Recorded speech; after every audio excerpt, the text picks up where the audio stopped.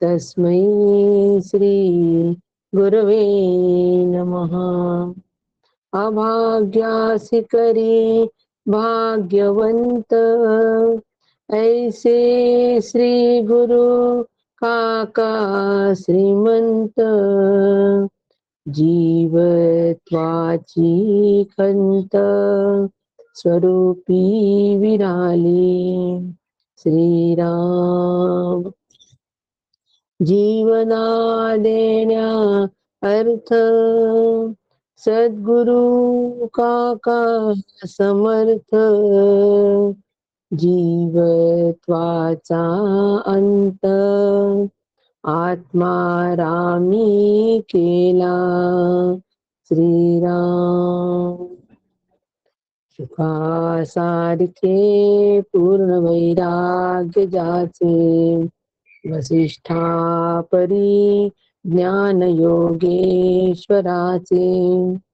कवी वाल्मिका सारिखा मान्य ऐसा, नमस्कार माझा सद्गुरु रामदासा। श्रीराम समर्थ श्रीराम।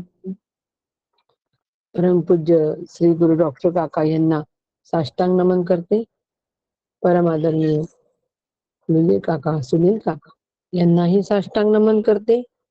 आणि श्रोते, आपण जगदीशांची मूर्ती आहात, माझे प्रेरणास्थान आहात, म्हणून आपणालाही मी साष्टांग नमन करते आणि आजच्या विषयाला प्रारंभ करते। आजचा चिंतनाचा विषय आपला दासबोध, आणि या दासबोधाच्या अंतर्गत आपला दशक 15वा, आणि आज मात्र दशक 15व्या मधलं समास 10वा शेवटचा समास सुरू आहे। 10वा समास सिद्धांत निरूपण। 10व्या समासाचं नाव आहे सिद्धांत निरूपण।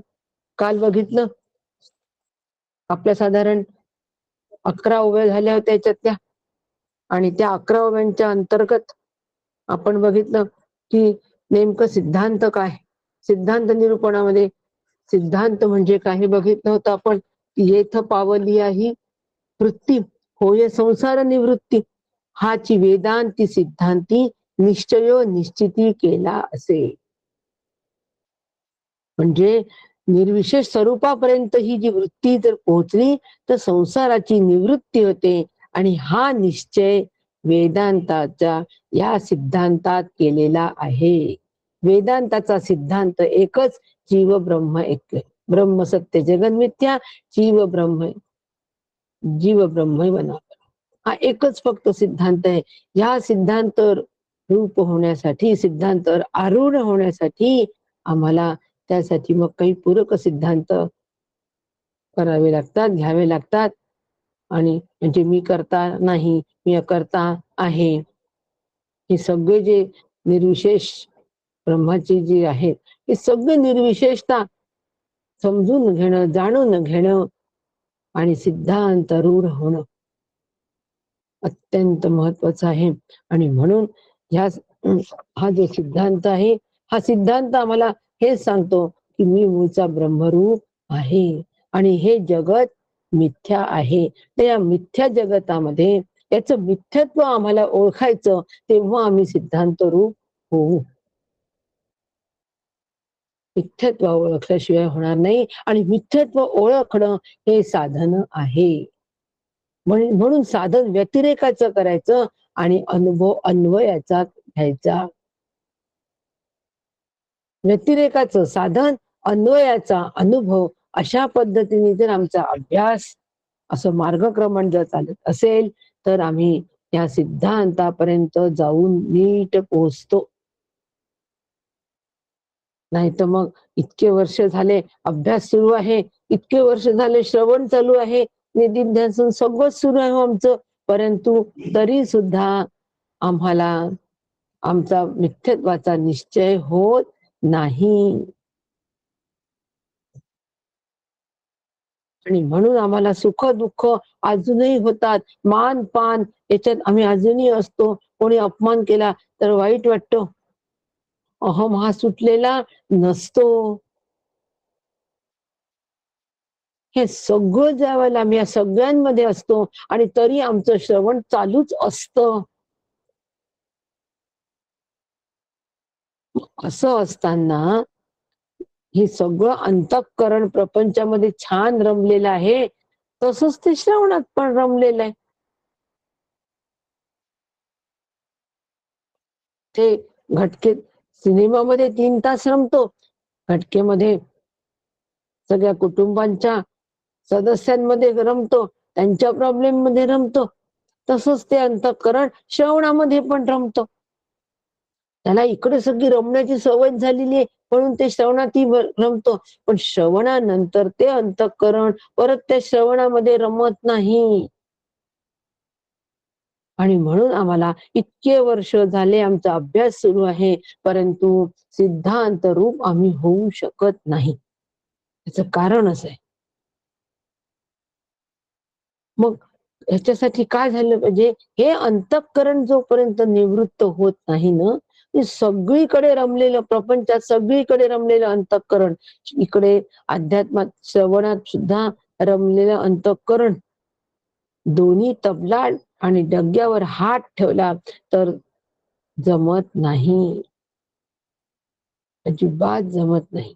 आम्ही दोन्हीकडे आहोत असं म्हणायचं, तर मग प्रसन्नता तिथे नसते, समाधान, शांती, तृप्ती त्या ठिकाणी नाही. आणि म्हणून जोपर्यंत हे अंतःकरण आमचं निवृत्त होत नाही, कुठून निवृत्त करायचंय? प्रपंचातून जोपर्यंत हे निवृत्त होत नाही, तोपर्यंत आम्हाला जीव ब्रह्मैक्याचं ज्ञान नाही आणि त्याचं विज्ञान पण नाही, असं काल समर्थांनी स्पष्ट सांगितलेलं आहे. आणि अंतःकरण निवृत्त करायचं असेल तर श्रवण मनन निधिध्यासन हा छंद त्या अंतःकरणाला लावून घ्यावा. जे श्रवण केलं ना ते लागलीच मनन करावं आणि लागलीच निधिध्यासनाकडे वाटचाल करावी हो, असं होत नाही. आम्ही लिखाण करतो, श्रवणकाळी भरपूर लिहून घेतो, त्यानंतर त्या वह्या मिटलेल्या असतात, त्या परत पुढच्या वर्गाच्या वेळेस उघडल्या जातात आणि मग आम्ही फक्त पानं चाळतो. मागे काय झालं हे चाळतो. तत्वज्ञान असं नुसतं चाळून होत नाही. नुसतं चाळून असं तत्वज्ञान होत नाही. आमच्या बुद्धीची चाळणी चाळणी होते, त्यात ते तत्वज्ञान चाळल्या जातो आणि गडंग वरती राहतात. आणि बाकी सगळा जो असतो, वस्त्रगाळ झालेलं जे सूक्ष्म असतं, ते सगळं निघून जातं, चालला जातो. अशा पद्धतीने अभ्यास होत नाही, परमार्थ होत नाही. आम्हाला जर अभ्यास करायचा असेल, अध्यात्मशास्त्राचा अभ्यास करायचा असेल, तर जे आम्ही चाललं आहे ते गडंगवरचे फेकून देऊन खाली काय चालल्या गेलं याचा विचार करावा. खाली चालल्या गेलेलं सूक्ष्म गोष्टी खाली चालल्या जातात आणि गडंग वरती राहतात. त्या गडंगातच आम्ही रमलेलो असतो. म्हणून श्रवण ज्या वेळेला करतो, त्या श्रवणानंतर लागलीच आम्ही मनन केलं पाहिजे. म्हणजे झालेलं श्रवणाची माझ्या जीवनामध्ये मी कशी घडी बसवून घ्यावी. आता अंतःकरण कुठे? मननामध्ये. आणि एकदा घडी बसवून दिल्यानंतर आता निधिध्यासन. तेच मी आहे, तेच मी आहे. सा अहम, सोहम, सोहम, राम कृष्ण हरी, राम कृष्ण हरी. नाम आणि नामीचा अभेद जाणीव ठेवून, अभेदात्मक जाणीव ठेवून घेतलेलं नामस्मरण.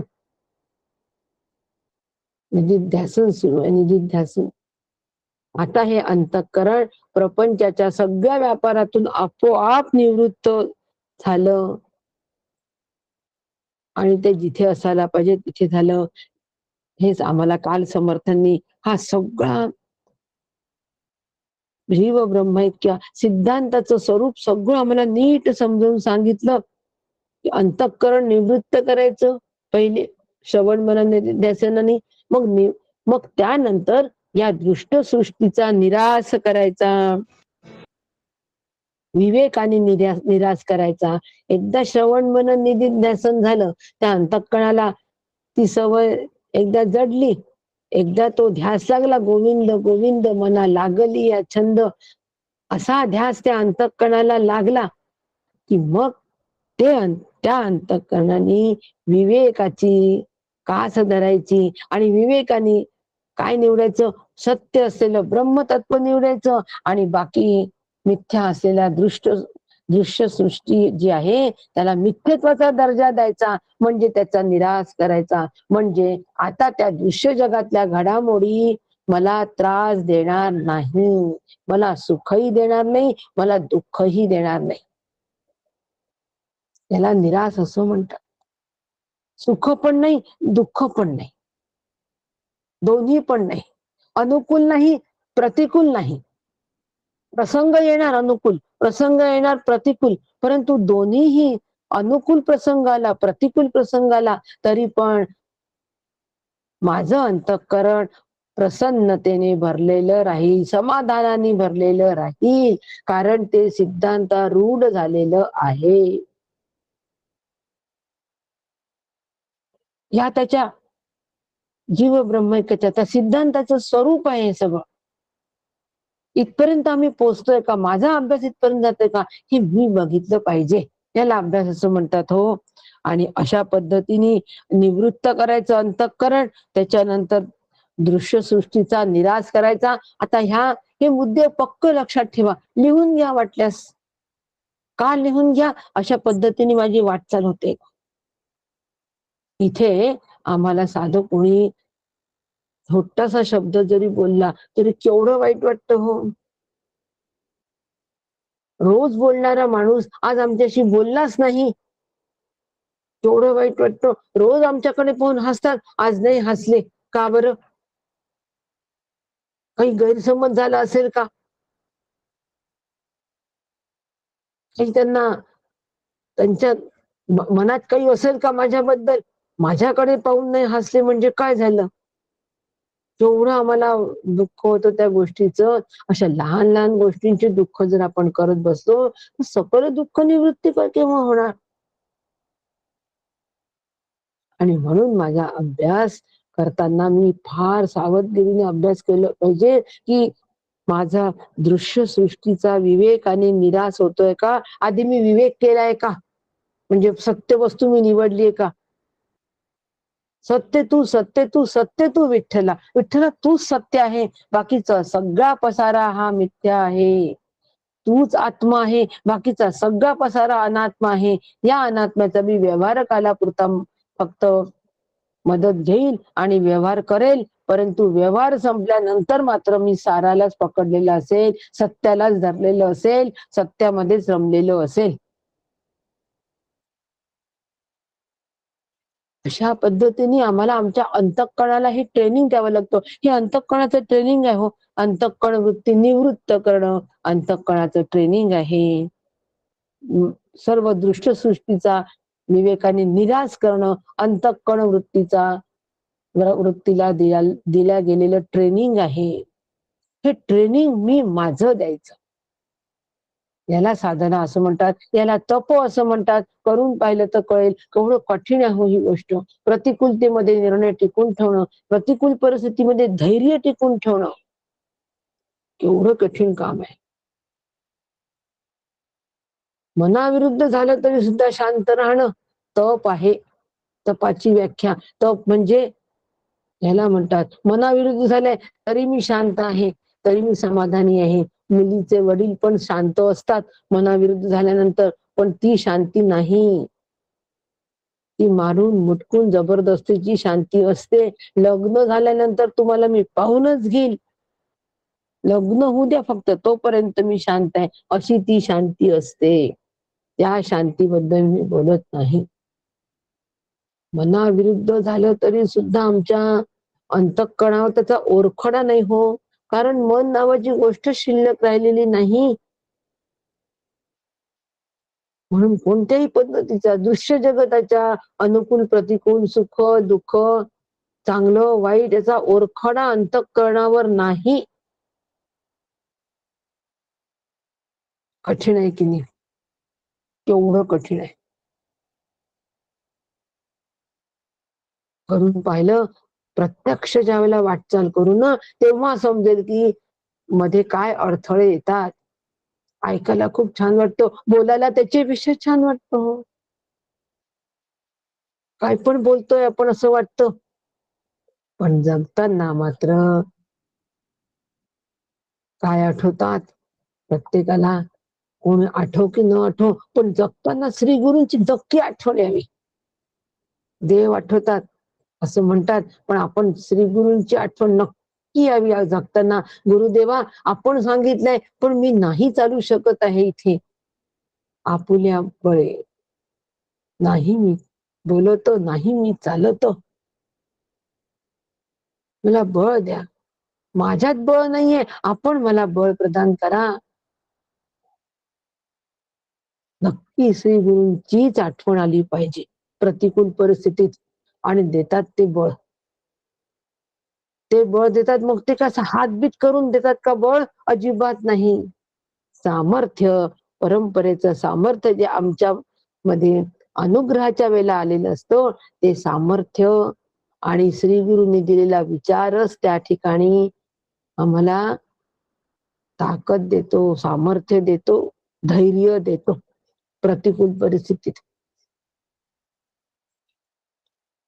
आणि म्हणून विवेकाने या सृष्ट दृष्टीचा निराश करायचा, आणि मग त्यानंतर अशा पद्धतीचं ह्या अंतःकळाला ट्रेनिंग दिल्यानंतर ही अंतःकळ वृत्ती लीन करायची,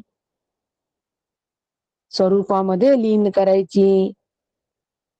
ते अद्वैत आहे आणि ते जीव ब्रह्मैक्य आहे. मग आता या ठिकाणी समर्थ आम्हाला 13व्या ओवीमध्ये सांगतात आहे की हाच शक्तिपाताचा मुख्य परिणाम आहे. मुख्य शक्तिपात तो ऐसा नाही चंचलाचा वळसा, निवांती निवांत कैसा निर्विकारी. शक्तिपाताचा हा मुख्य परिणाम आहे. शक्तिपात म्हणजे काय? शक्तिपात म्हणजे शक्तीचं संक्रमण. म्हणजे काय? श्री गुरूंनी डोक्यावर हात ठेवायचा आणि एक प्रकारची ऊर्जा आपल्यामध्ये जाते, याला म्हणतात का हो शक्तीचं संक्रमण? नाही, वैचारिक शक्ती, वैचारिक शक्तीचं सामर्थ्य. आपण सकाळी कठोपनिषदेच्या वेळेला म्हणतो की नाही शांती मंत्र, ओम सहनावतु सहनो भुनक्तु सह वीर्यम करवावहै तेजस्विनां वधितमस्तु मा विद्विषाम. तेजस्विनां, मला तेज दे, मला तेज दे, मला सामर्थ्य दे, तेज दे, मला सामर्थ्य दे. हे भगवंता, माझ्या गुरुदेवांबरोबर मी करतोय शांतीपाठ. माझ्या गुरुदेवांचं ना दिलेलं जे सामर्थ्य आहे, जे तेज आहे, तेच सामर्थ्य, ज्ञानाचं सामर्थ्य, ज्ञानाचं तेज मला दे. आणि ह्याला म्हणतात संक्रमण, शक्तीचं संक्रमण. आणि मग आता त्या विचारांमध्ये ज्या वेळेला शक्ती संक्रमित होते अशा पद्धतीने, त्यावेळेला ते विचार निश्चितपणे आम्हाला कुठपर्यंत घेऊन जातात? महावाक्य श्रवण केल्यानंतर आम्ही मुक्त होतो. आम्हाला मुक्तीपर्यंत ते सामर्थ्य घेऊन जातं, वैचारिक सामर्थ्य. एखाद्याच्या बोलण्यामध्ये सामर्थ्य असतं की नाही? आम्ही सांगतो मुलांना, आपण नेहमी सांगत असतो मुलांना की बाबा रे, अरे असं नको करू,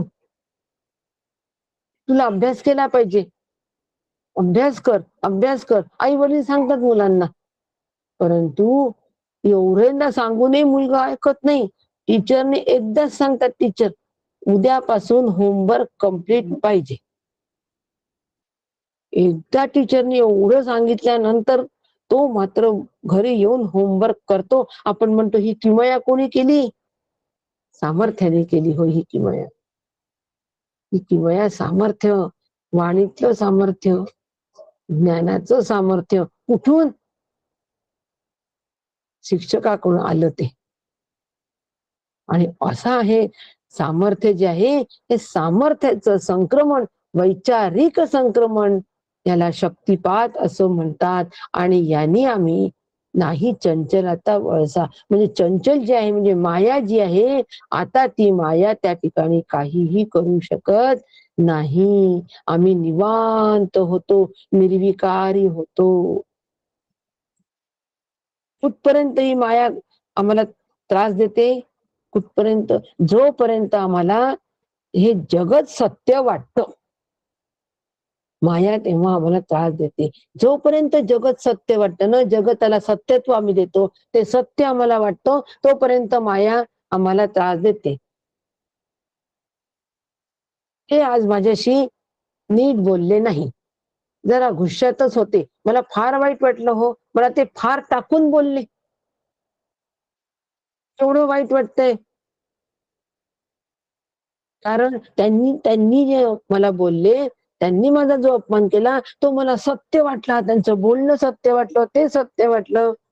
आणि म्हणून त्यांचं सत्य वाटल्यामुळे पुढचे सगळे परिणाम आम्हाला भोगावे लागले. आणि म्हणून जगत सत्य वाटतं तोपर्यंतच हे 6 विकार. परंतु हे जगत ज्यावेळेला आम्ही मिथ्यत्वाचा दर्जा याला देतो, जग कसं आहे? मिथ्या आहे. म्हणजे काय आहे हो? मिथ्या आहे म्हणजे, मिथ्या आहे म्हणजे ते आम्ही नव्हतो त्यावेळेला आमच्यासाठी ते नव्हतं. जेव्हा आम्ही आहोत तेव्हाच ते आहे. आम्ही परत उद्या ह्या देह गेल्यानंतर या जगताचा माझा काही संबंध राहणार नाही, म्हणजे ते माझ्यासाठी आहे नाही, काहीच नाही. मला गाढ झोप लागल्यानंतर माझ्यासाठी सगळं जगत मावळलेलं असतं.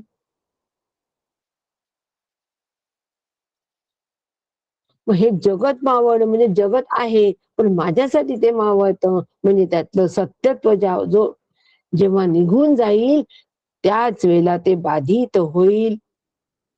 आणि ते जग बाधित झाल्यानंतर त्या ठिकाणी ब्रह्मानुभव, जीवा ब्रह्मत्व आहे संकल्प लोपी.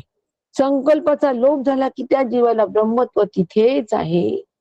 ही ब्रह्मानुभवानंतर ही कल्पित माया अजिबात टिकत नाही. अजिबात टिकत नाही कल्पित माया ब्रह्मानुभव झाल्यानंतर. मायेने रचिली सृष्टी, या मायेने ही सृष्टी रचली आहे हो. कल्पित सृष्टी जी आहे ही ही मायेने सगळी रचली आहे. सत्यत्व भासे दृष्टी, आणि म्हणून त्यांनी ती आम्हाला सत्य वाटते आमच्या दृष्टीला. आणि म्हणून जीव होय दुःखी कष्टी माया कारणे. या मायेमुळे जीव हा दुःखी कष्टी होतो. ओवी कुठली आहे? सुनील काकांच्या आत्माराम मधली माया निरूपणामधली ओवी आहे. अगदी सहज आपल्याला समजेल अशी आहे. मी करता मी धरता, ही मायेचीच वार्ता. मी करताय मी धरता आहे, मायेचं स्वरूप ती कल्पित कशी आहे? मी करणार आहे, मी भोगता आहे, मी जाहलो, मी झालो असं आम्ही म्हणतो की नाही. मी आहे म्हणून होतो, मी होतो म्हणून इथपर्यंत गाडं आलं. ही लीला मायेचीच, ही सगळी मायाची लीला आहे. आणि या लीलामध्ये आम्ही लीलया खेळत असतो. या लीलांमध्ये आम्ही लीलया खेळत असतो. कोणत्या लीला हो? दुःखी कष्टी सत्य करता धरता भोगता, ह्या सगळ्या मायेच्या लीला आहेत. आम्ही मायेच्या लीला म्हणून याच्याकडे कधी बघतो का? मी करता मी करता मी करता, त्यावेळेला वाटलं पाहिजे, अरे ही मायेची लीला आहे. मी करता मी करता मी काय म्हणतोय, इथे मी काय थांबलोय?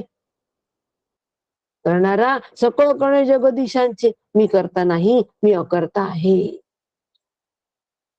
आता आम्हाला ती कल्पित माया केव्हा टिकणार नाही, अशा पद्धतीची ब्रह्मानुभव ज्यावेळेला येईल तेव्हा ही कल्पित माया टिकणार नाही. म्हणजे मी करता मी भोगता, मी दुःखी मी कष्टी, अशा पद्धतीचं आमच्या जीवनाशी संबंधित असलेलं हे जे मायेचं स्वरूप आहे, हे त्यावेळेला टिकणार नाही, अजिबात टिकणार नाही. म्हणून तिला कल्पित माया असं म्हटलेलं आहे. कल्पना केली, किती वेळ राहते हो कल्पना? कल्पना करतो आपण. त्या गोपी कल्पना करायच्या. काय कल्पना करायच्या? डोक्यावर घडा ठेवायच्या आणि कल्पना करत जायच्या रस्त्यानी. मथुरेला जाईल, छान दही दूध विकेल, भरपूर पैसे घेईन, घरी आल्यानंतर काय करेन, छानसा हातात चुडा घेईन, छान दागिने घेईल आणि मग हे सगळं घेतल्यानंतर मला सगळे विचारतील, छान दिसतेस ग तू. तर मला असं म्हटल्यानंतर मी त्यांना हो म्हणेल आणि हो म्हणतात तो घडा खाली पडतो, फुटतो. तिथल्या तिथे कल्पना राहतात. का सांगितलं हे? लीला का सांगितली? गोकुळामधली गोष्ट नाही सांगितली. आमचं असंच असतं. कल्पना खूप करतो, कल्पना खूप करतो. असं करू, तसं करू, तसं करू, तसं करू आणि कल्पनेचा फुगारा उडवतो. बारीकशी काहीतरी टाचणी लागते. मान हलवण्याचं निमित्त झालं हो. घडा फुटला. कशाचा घडा फुटला? कल्पनेचा घडा फुटला. कशाचा घडा फुटला? मायेचा घडा फुटला. कोणी फोडला हो घडा? खडा मारला हो. कोणी खडा मारला? तो नटखट गिरीधर. त्यांनी खडा मारला त्या मायेला. आमच्याही मायेला खडा तोच मारत असतो, आम्हाला कळत नसतो. आम्ही तो मारून घ्यायचा असतो. म्हणजे मग ही माया कल्पित जी आहे ती टिकत नाही. कारण माया कशी आहे? अचेतन आहे आणि चेतन ब्रह्म आहे. म्हणून यांचं ऐक्य कधी होत नाही. म्हणून आम्हाला अचेतनाचा साथ सोडून द्यावा लागतो आणि चेतनाला आम्हाला चेतनाची प्रतिष्ठा प्रत्येक वेळेला आम्हाला मांडावी लागेल आणि ती मांडावी. काही बिघडत नाही. त्याशिवाय आम्ही सिद्धांत रूप होऊ शकत नाही. आणि म्हणून हा जो अभ्यास आहे, कोणता अभ्यास? सिद्धांत रूप होण्याचा. कोणता अभ्यास? अयम आत्मा ब्रह्म, मी ब्रह्म, हा मी अयम आत्मा ब्रह्म, माझा आत्मा ब्रह्म आहे. तत्वमसी श्री गुरुने सांगितलं, ते तू आहेस, ब्रह्म तू आहे, ब्रह्म तू आहे. मग एकदम मी ब्रह्म आहे, मी ब्रह्म आहे कळणार, आम्हाला कळेल का? नाही. म्हणून अभ्यास करायचा आता. अयम आत्मा ब्रह्म म्हणजे माझा आत्माच ब्रह्म आहे, माझा आत्मा ब्रह्मरूप आहे. आणि हा अभ्यास कोण करू शकतो? तर समर्थ म्हणतात की ज्यांना ईश्वरी कृपा, नुसतं संन्यासीच करतो असं नाही हो. आमचं एक गैरसमज आहे की एवढा मोठा अभ्यास करायचा, वेदांताचा अभ्यास करायचा, आम्ही जर अनुग्रह घेतला तर प्रपंच सुटेल, आम्ही संन्यासी बनू. घरच्या लोकांना खूप भीती वाटते. आता हे संन्यासी बनतील, हे देवदेव करतील, हे सारखे त्या गुरूंच्या मागे जातील, घर सोडून देतील. अजिबात नाही हो, असं अजिबात नाही. नुसता संन्यासी, विधिवत संन्यास घेणारे जे आहे, यांना तर या महावाक्याचा अधिकार आहेच. पण आम्हाला सुद्धा हा अधिकार आहे, ज्याला ईश्वराची कृपा लाभलेली आहे. म्हणजे काय? ईश्वराची कृपा म्हणजे ईश्वर त्याच वेळेला प्रसन्न होतो ज्या वेळेला विहित कर्म मी नित्य करावे आस नसो चित्ती, निरीच्छ मानस तरीही असावी उल्हासित वृत्ती. विहित कर्म मी अत्यंत उल्हासित वृत्तीने विहित कर्म करतोय, ते निष्काम कर्म आहे, होत आहे, त्यावेळेला ईश्वर आमच्यावर प्रसन्न होतो. आणि प्रसन्न होऊन आम्हाला, प्रसन्न झाल्यानंतर ईश्वराचं देणं श्री गुरु आहे. आणि म्हणून ज्यांना श्री गुरूंची प्राप्ती झालेली आहे त्यांना या चारी महावाक्याचा अभ्यास करणं अतिशय सोपं जातो. श्री गुरु वचन तोची सिद्धांत, श्री गुरु वचन तोची वेदांत, सिद्धांत, धानांत, श्री गुरु वचन. तोच सिद्धांत आहे बस. ईश्वराची कृपा लाभलेला म्हणजे श्री गुरूंची प्राप्ती झाली की हा अभ्यास तो साधक अवश्य करू शकतो. म्हणून दैवी गुण संपदा ज्या गृहस्थाश्रमाला प्राप्त झाली आहे तो हा अभ्यास निश्चितपणे करू शकतो. पण दैवी गुण संपन्न हवा की नाही हो? आपण बघितलंय दैवी गुण संपन्नता 16व्या अध्यायामध्ये.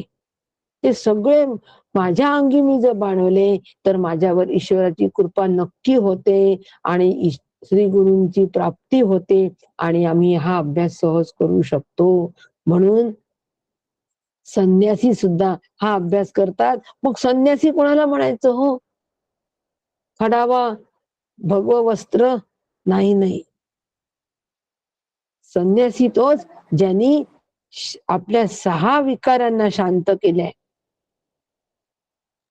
6 विकारांना ज्यांनी शांत केलंय, काम, क्रोध, मद, मोह, मत्सर 6 विकारांना ज्यांनी शांत केलंय तो संन्यासी. आणि काकांनी सांगितलंय की 5 ज्ञानेंद्रिय आणि मन या 6चा ज्यांनी न्यास केला म्हणजे त्याग केला. काकांचे शब्द आहे, न्यास केला म्हणजे त्याग केला. 5 ज्ञानेंद्रिय आणि मन यांचा ज्यांनी त्याग केला म्हणजे यांच्या विषयांचा ज्यांनी त्याग केला म्हणजे त्यांना आत्मदृष्टीच्या आत्मप्राप्तीच्या दृष्टीने वळवले. 5 ज्ञानेंद्रिय आणि मन यांना ज्यांनी आत्मप्राप्तीच्या दृष्टीने वळवले तो संन्यासी आहे. मी आणि माझे पण विसरले जयांचे अंतःकरण.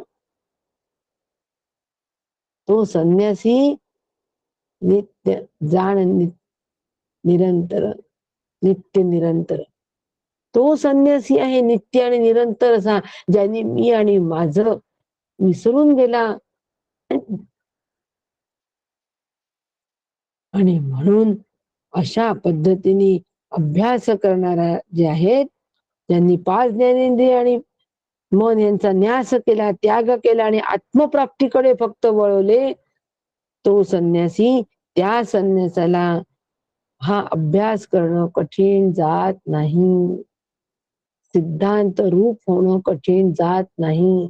सिद्धांतावर आरूढ होणं कठीण जात नाही. सिद्धांताप्रमाणे आपले जीवन व्यतीत करणं कठीण जात नाही. मग आता आमची जबाबदारी काय आहे? वाढली की नाही जबाबदारी? आणि 5 ज्ञानेंद्रिय आणि मन यांच्या विषयांचा आम्हाला त्याग करावा लागेल. म्हणजे मग काय हो?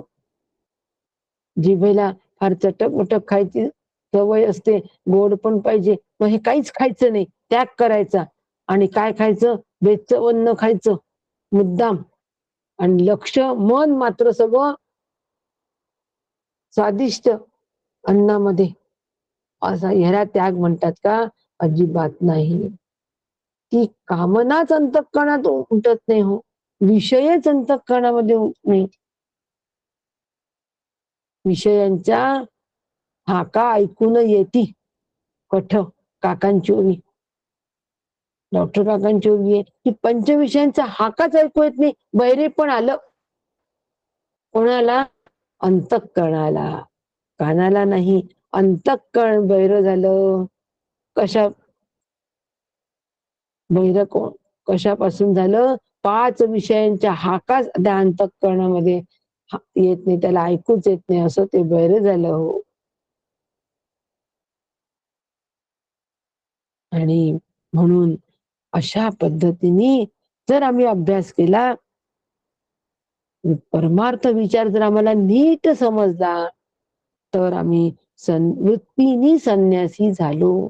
असं सिद्धांत आरूढ व्हायला आम्हाला वृत्तीनी संन्यासी व्हायला पाहिजे, वृत्ती संन्यस्त व्हायला पाहिजे.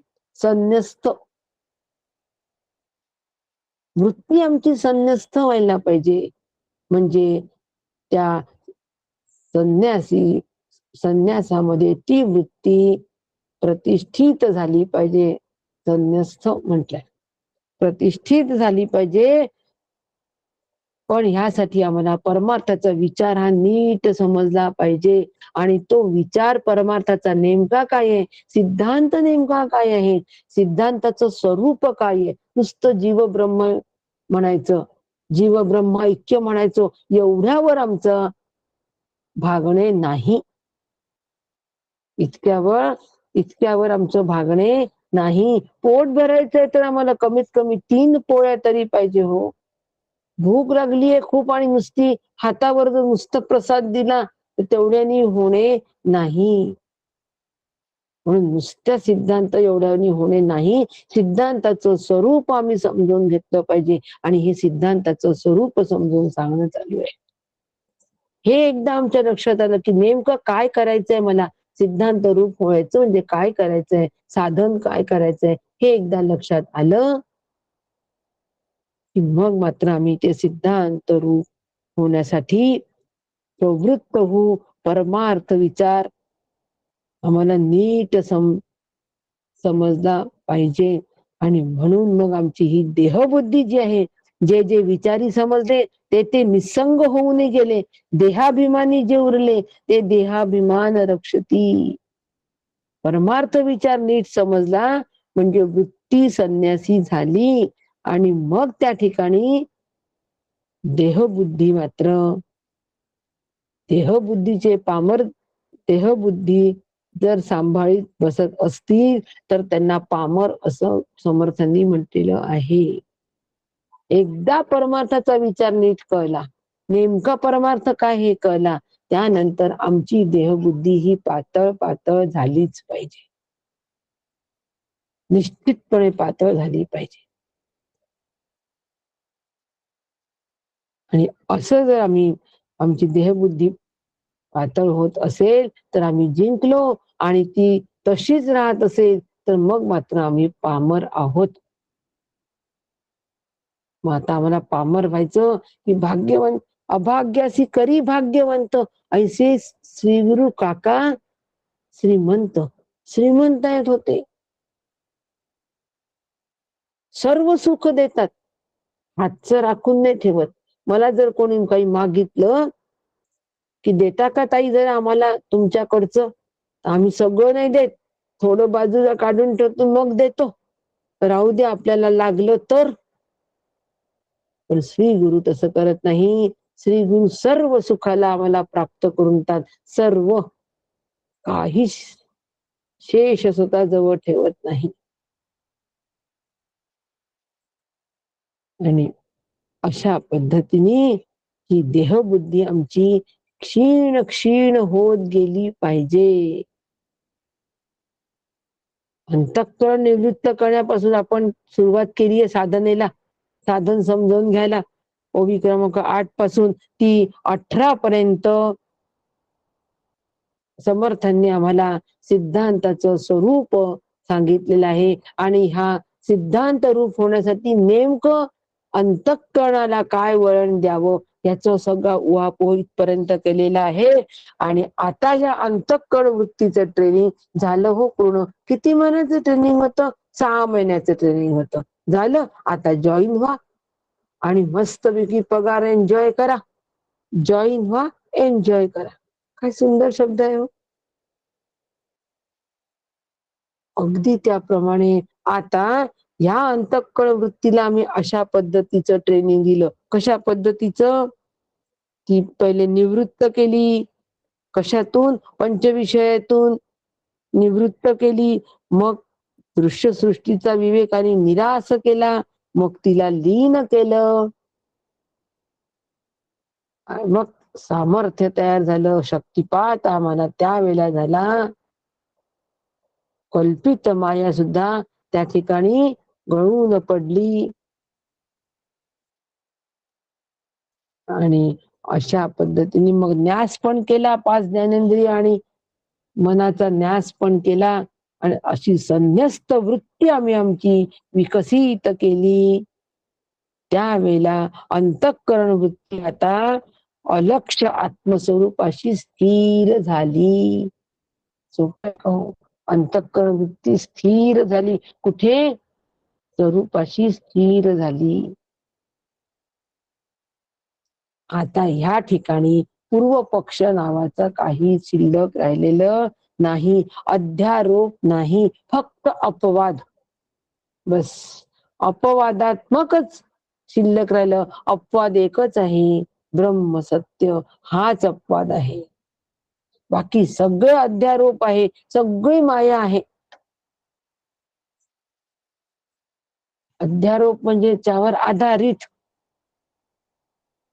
म्हणून जगत, देहादी जगत हे ब्रह्मावर कल्पित आहे, आधारलेलं आहे. म्हणून त्याचा अभ्यास जेव्हा करतो आम्ही, देहादी जगताचा अभ्यास करतो, तेव्हा अध्यारोपाचा अभ्यास करतो. आणि म्हणून आचार्य काय म्हणतात, अध्यारोपित नाम रूप कर्मद्वारेण ब्रह्म निर्देशते. अध्यारोपित नाम रूप कर्म हे कसे आहेत, अध्यारोपित आहे, म्हणजे ब्रह्माच्या सत्तेवर आधारलेले आहे. हे आम्हाला ब्रह्माचं निर्देशन करतात. कोणाच्या सत्तेवर आम्ही काम करतोय, ब्रह्माच्या सत्तेवर काम करतोय. आणि अशा पद्धतीने ही अंतःकरण वृत्ती जी आहे, ही अंतःकरण वृत्ती आत्मस्वरूपावर स्थिर होते.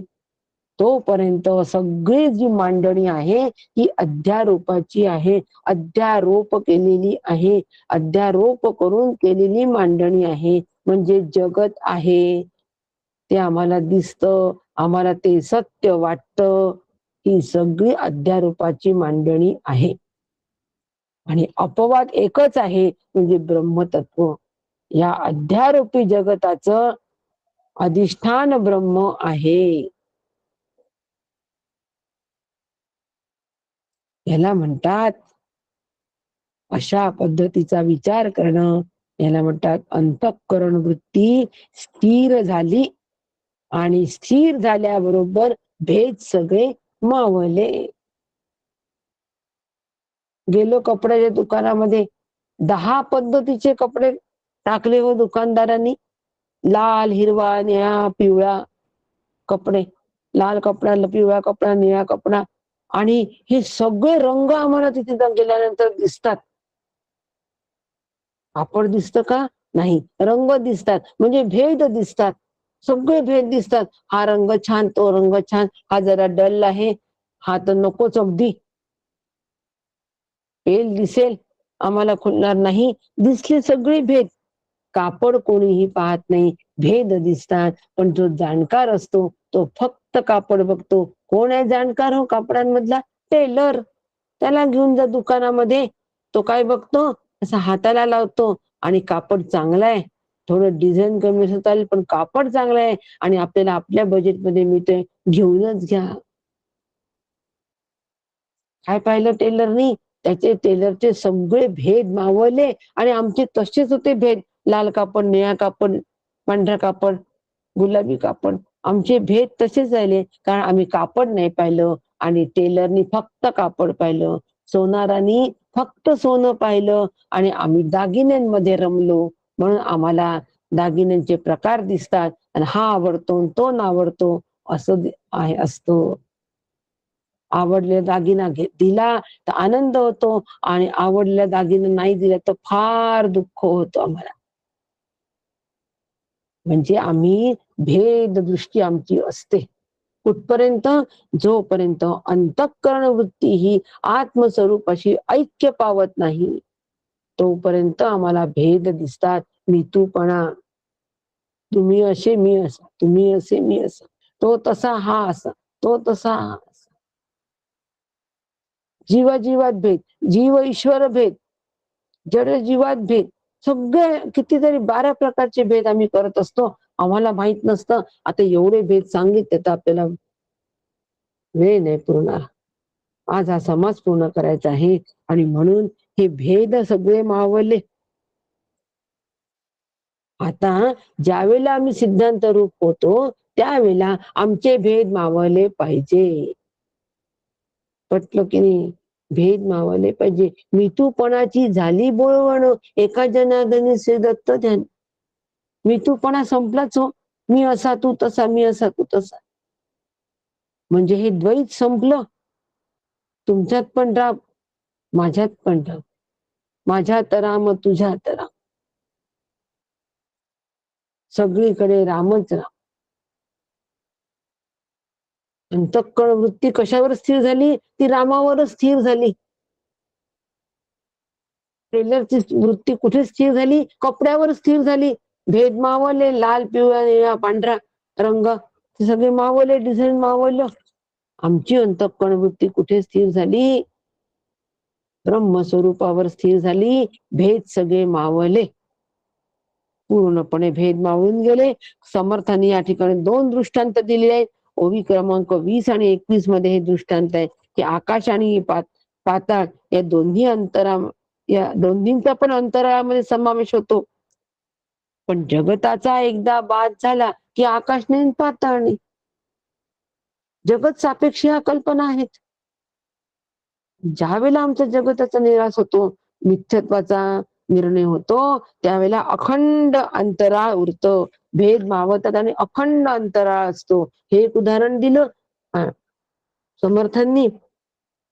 आणि अंतराळ हे मूळचेच अखंड आहे. असं आहे, जे अंतराळ आहे हे मूळच अखंड आहे. फक्त आम्हाला ते अखंडत्व दिसत नाही. का दिसत नाही? कारण आम्ही या जगाच्या उपाधीमध्ये गुरफटून घेतलाय स्वतःला. उपाधीच खऱ्या वाटतात हो. आमच्या सहवासामध्ये असलेले जे आमचे इष्ट मित्र नातेवाईक सगळे आहे, हेच आम्हाला खूप खरे वाटतात. ह्या सगळ्या उपाध्या आहे. आणि उपाधीचा निराश झाल्याबरोबर मग आकाश वर, पाताळ खाली, या वर खालीला पण काही अर्थ उरत नाही.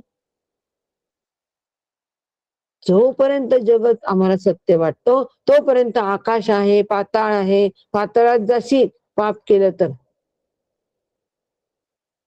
तोपर्यंत समजावं अशा पद्धतीचे जे विचार मनात येत असतील, अशा पद्धतीने जर आम्ही विचार करत असू तर समजावं की आपला जीवभाव अद्यापही घटलेला नाही. अद्यापही आम्ही सिद्धांताकडे वाटचाल करत नाही. फार कठीण आहे की नाही सिद्धांताकडे वाटचाल करणं. पण ही क्षुरस्व धारा, चाकूवर चालण्यासारखा, धारदार चाकूवर चालण्यासारखी कसरत करावी लागते.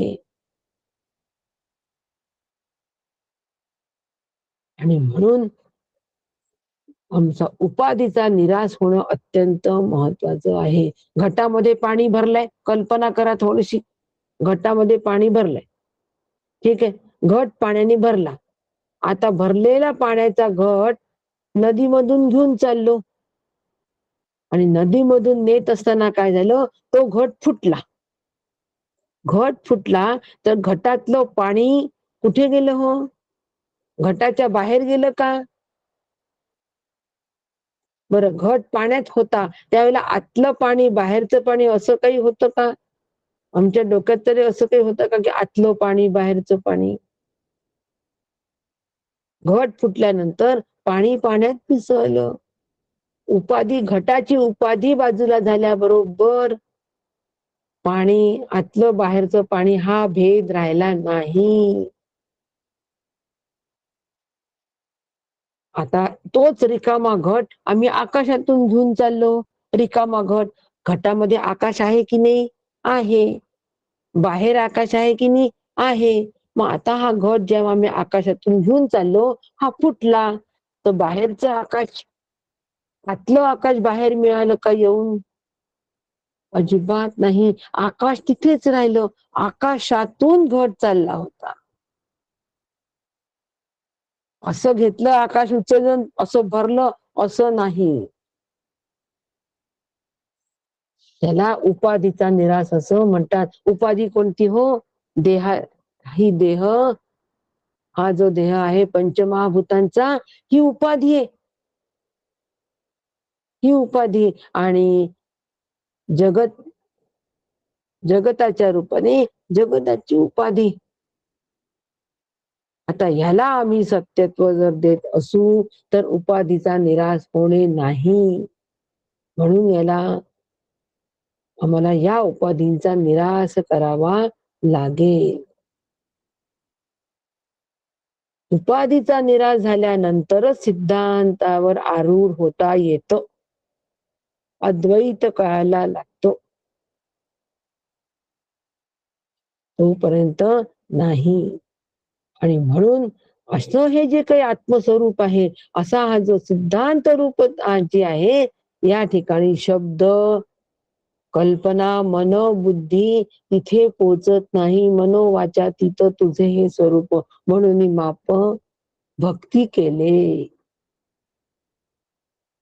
इथे या ठिकाणी हे बसत नाही रे बाबा. आणि म्हणून तुला आम्ही मापामध्ये आणलं. म्हणून माप भक्ती केले. तुकाराम महाराजांचा विठ्ठलाशी संवाद आहे. म्हणून शब्द, कल्पना, मन, बुद्धी यामध्ये आत्मानुभव येत नाही, त्याच्या अतीत आहे. म्हणजे आम्ही ज्यावेळेला सिद्धांतावर आरूढ व्हायला आमचे साधना चालू असते, अभ्यास सुरू असतो, त्यावेळेला जर का आम्ही आमच्या मनाने समजून घ्यायचा प्रयत्न केला, आमच्या बुद्धीने आम्हाला समजलं असं वाटत असेल, शब्दांनी समजलं आम्हाला असं वाटत असेल, आम्ही कल्पना केल्या म्हणून आम्हाला समजलं वाटत असेल, तर हे दादांत खोटे आहे. आत्मा, बुद्धी, शुद्ध शब्द, कल्पना ह्या सगळ्यांच्या अतीत स्वरूप आहे. ते फक्त आणि फक्त गुरुगम्य ज्ञानानेच त्याचा अनुभव येतो. ना शब्दाने येत, ना कल्पनेने येत, ना मनाने येत, ना बुद्धीने येत. ह्या सूक्ष्म देहाचे जे घटक आहेत, यांनी हा सूक्ष्मचा अनुभव येणे नाही. आणि असा विचार सतत करायचा आणि श्री गुरूंना अनन्य शरण जायचं. बस त्यांच्याशिवाय आता तरणोपाय नाही.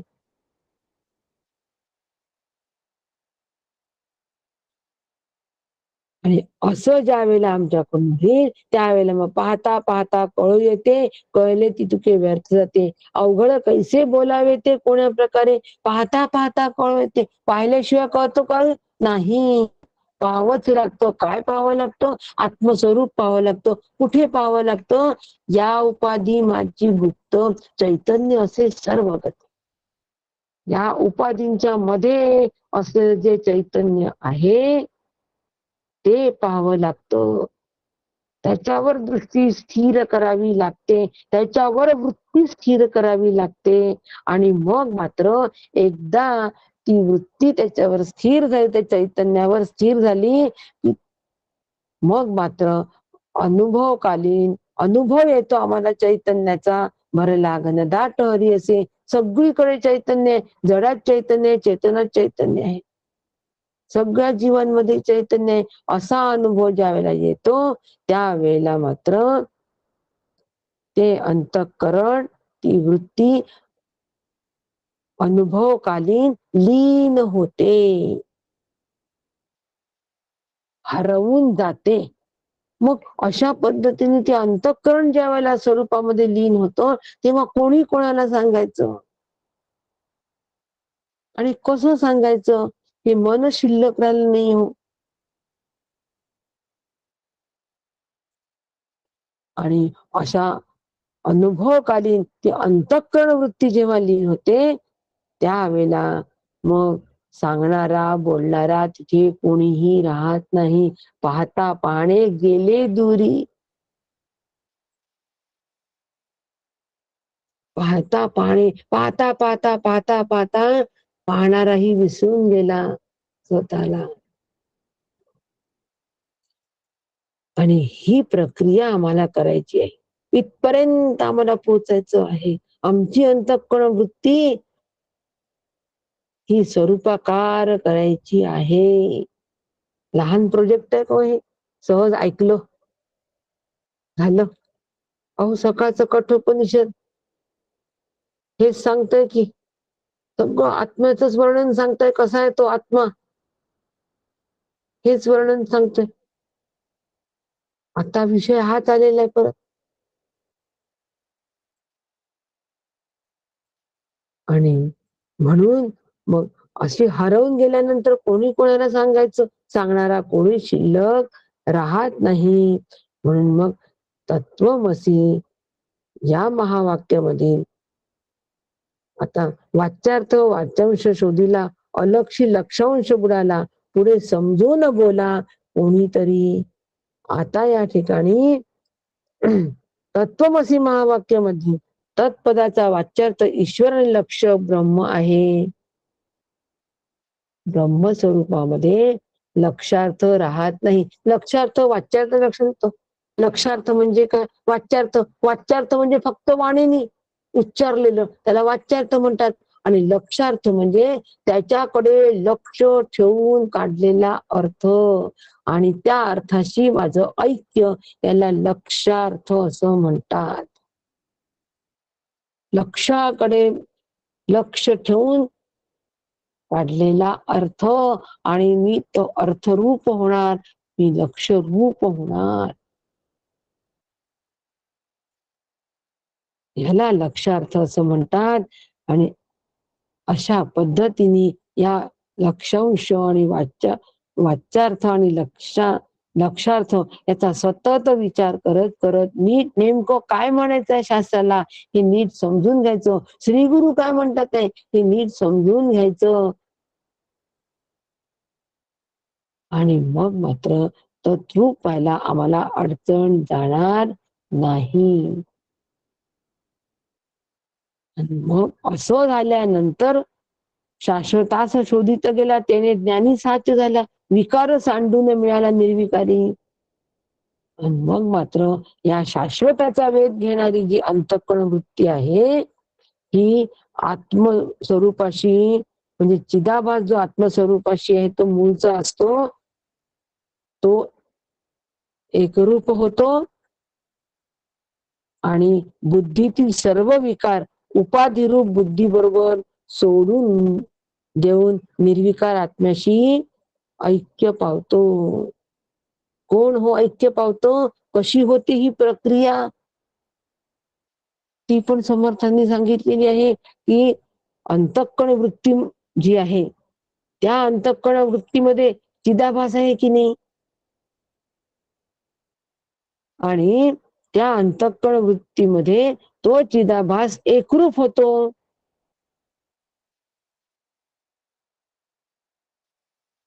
सर्व विकार जे आहे हे बुद्धी बरोबर सोडून देऊन तो निर्विकार आत्म्याशी ऐक्य पावतो. कोण? जीवनमुक्त. आणि गेला कुठे होता? शाश्वताला पाहायला गेला होता. म्हणून शाश्वताला पाहायला गेल्यामुळे एकरूप झाला, शाश्वताचा शोधित गेला. मग आम्हाला कसाचा शोध घ्यायचा आहे? शाश्वताचा शोध घ्यायचा आहे. व्यवहारासारखेच करायचे आहेत. व्यवहारकालीन तसंच वागायचं आहे. आत निर्णय पक्का हवा आणि डोक्यात विचार पक्का हवा. बस.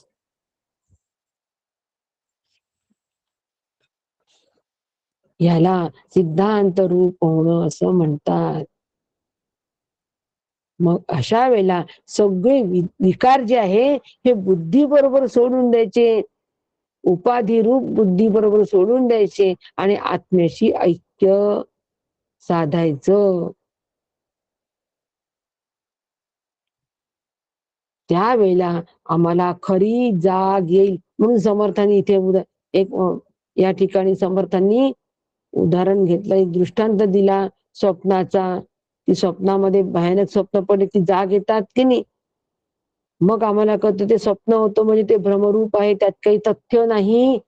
कसं हायचं वाटतं. वाघ आला स्वप्नामध्ये, भीतीने उठलो, तो मला खाणार होता म्हणून उठलो, पाहतो तो वाघ नाही, काही नाही, काही नाही, अरे स्वप्न मिथ्या आहे. तसं हे जागृती हे एक दीर्घ स्वप्न आहे. यात आपण दीर्घ स्वप्नासारखा याला दर्जा द्यावा, देता येतो का नाही? फार कठीण आहे, फार कठीण आहे. पण कठीण कठीण म्हणून म्हणण्यापेक्षा हे ऐकायचं. एक दिवस काठीण्य निघून जातं आणि सहज निर्णय होऊन जाईल, कळणार पण नाही. आणि अशा पद्धतीने विचारांनी आम्ही आमची आत्मबुद्धी स्थिर करायची. बस. आता अंतःकरण वृत्ती ज्या वेळेला ब्रह्मस्वरूपामध्ये स्थिर झाली, आत्मबुद्धी ज्या वेळेला स्थिर झाली, वासनेचं बीज भाजून टाकलं, ज्ञानाग्नी ते सगळं जळून गेलं, असं ज्या वेळेला झालं, त्याच वेळेला जीव ब्रह्म यांचे ऐक्य सिद्ध झाले. विचारे निश्चळ झाली बुद्धी. 29वी ओवी. बुद्धीपासी कार्यसिद्धी पाहता वडिलांची बुद्धी निश्चळी गेली. तो जीवनमुक्त झाला. तो जीवनमुक्त झाला. 27 ओवी क्रमांक 27 पासून त्याच्या ओव्या आहेत. या ब्रह्मानुभव आल्यानंतर कसं काय नेमकं जीवनमुक्त असतो ते सांगितलं. मग शरीर आहे जिवंत प्रारब्धाप्रमाणे, तोपर्यंत तो सगळे व्यवहार करतो, काहीच थांबत नाही. पण आपल्या शरीराला स्वतः मिटवत नाही. ते ईश्वराचं नियोजन आहे. म्हणून ईश्वर जसं ठेवेल, जेव्हा नेईल, त्याची इच्छा असेल तेव्हा तो घेऊन जाईल. अशा भूमिकेत तो शांत निवांत असतो. हे माझं काम नाही. खूप सारा पसारा करून ठेवायचा आणि मग ते आवरायचं नाही, ते माझं काम नाही. खूप सारा पसारा करून ठेवला, आता हे माझं काम नाही.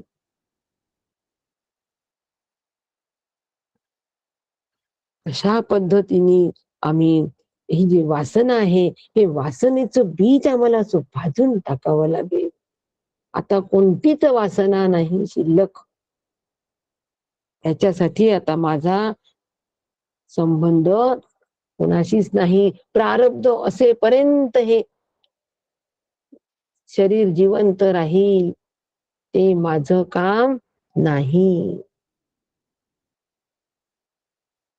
वासना सुद्धा जळून खाक झाल्या. कोणाच्या? जीवनमुक्ताच्या. कोणाच्या? सिद्धांतावर आरूढ झाल्याचा. देह जावो अथवा राहो, पांडुरंगी दृढ भावो, याला म्हणतात. प्रारब्ध असेपर्यंत कुरकुर नाही या देहाबद्दल. हो, कुरकुर नाही. सगळ्यांना शिवगडचा अनुभव आहे.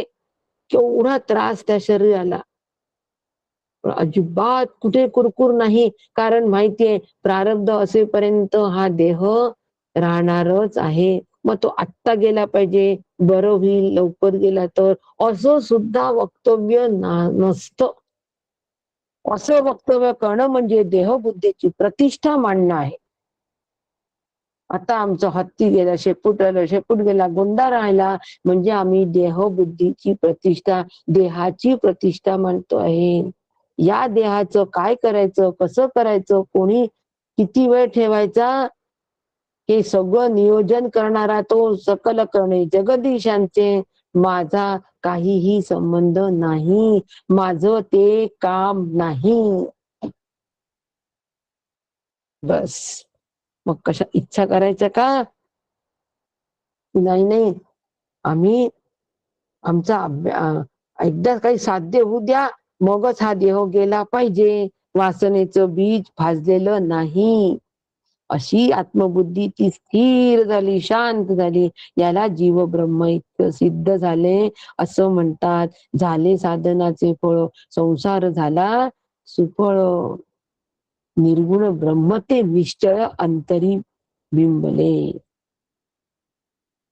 आणि असा ब्रह्मरूप अधिष्ठानाचा जो अनुभव घेतो, त्याला मग ही माया बंधन टाकत नाही. तो बंधनातीत होतो आणि हे सगळं मिथ्या आहे हे विचाराने कळून येतो.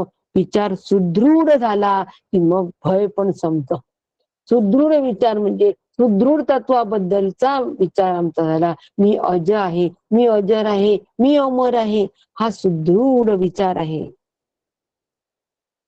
मी अजर अमर आहे, हा सुदृढ विचार एकदा आमचा पक्का झाला की भय सुद्धा निघून जात. सिद्धांतावर आरूढ झाल्यानंतर कसं असतं, अशा पद्धतीने असतो. ओबी क्रमांक 27 पासून ती स्थिती सांगितली आहे हो. सिद्धांत रूप झालेल्या नंतर स्थिती कशी असते, अशी असते. आणि म्हणून या सगळ्या प्रयत्नांना उपासनेचा दर्जा दिलाय. उपासनेने आम्ही कृतार्थ झालो आणि म्हणून त्या उपासनेचा प्रचार प्रसार करावा, लोकांना सांगावं हो, की अहो आनंद पाहिजे, या इकडे करा अभ्यास, थोडं वाचा दासबोध. कशासाठी प्रचार प्रसार करायचा? यांनी ऋण फेटत. कोणाचं ऋण फिटत हो? श्री गुरूंचं हो. नाही मी फेडू शकत त्यांचं ऋण, तेच होऊन राहिलो तरच ते फिटतं. आणि म्हणून मग लोकसंग्रह करत राहावा, उपासनेचा प्रचार प्रसार करत राहावा आणि म्हणावं उरलो उपकारा पुरता. आता उपकारापुरता फक्त मी राहिलेलो आहे, माझ्या स्वतःच्या काहीही वासना नाही, इच्छा नाही, अपेक्षा नाही, कोणते विकारही तिथे नसतं. आणि अशी जबाबदारी त्या जीवनमुक्ताने आपली समजून तसं वागावं. जबाबदारीचा परमार्थ आहे, की जबाबदारीचा परमार्थ आम्हाला करताच आला पाहिजे आणि सिद्धांतावर आम्हाला आरूढ होताच आलं पाहिजे. ही तिसरी दासबोधे गुरु शिष्य संवादे सिद्धांत निरूपण नाम समास 10वा. गुरु शिष्य संवादात्मक श्री दासबोध या ग्रंथातील सिद्धांत निरूपण नावाचा 10वा समास समाप्त. जय जय रघुवीर समर्थ. म्यूट आहे रेखावणी तुमचा. नमस्कार रेखावणी, म्यूट आहे. नमस्कार रामकृष्ण हरी. हा धनश्री रामकृष्ण हरी. सुनंदे रामकृष्ण हरी. रामकृष्ण हरी. रामकृष्ण हरी. मॅडम रामकृष्ण हरी. रुचिता मॅडम रामकृष्ण हरी. रुचिता पण सांगा.